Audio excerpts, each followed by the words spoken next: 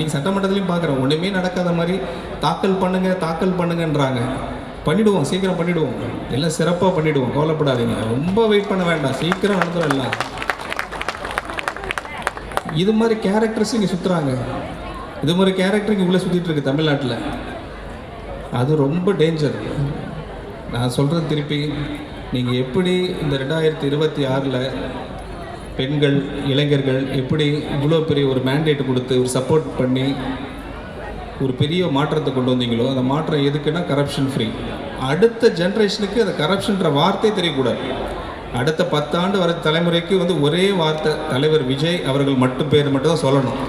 கரப்ஷனை ஒழிச்சது யாருன்னு கேட்டால் தலைவர் விஜய், அப்படி தான் சொல்லணுமே தவிர மற்றபடி இவங்கெல்லாம் இருக்கிறாங்க இல்லைங்க ஆட்டோமேட்டிக் காண போயிடுவாங்க. இவங்க இந்த ஊழல்வாதிகள், சோ கால்டு பொலிட்டிஷியன்ஸ், அவங்களுக்கு இனிமேட்டுக்கு இடமே கிடையாது தமிழ்நாட்டில். பிளே ஸ்டோர் மற்றும் ஆப் ஸ்டோரில் இருந்து பாலிமர் செயலியை QR கோடு மூலம் பதிவிறக்கம் செய்யுங்கள். செய்திகளை உடனுக்குடன் பெறுங்கள்.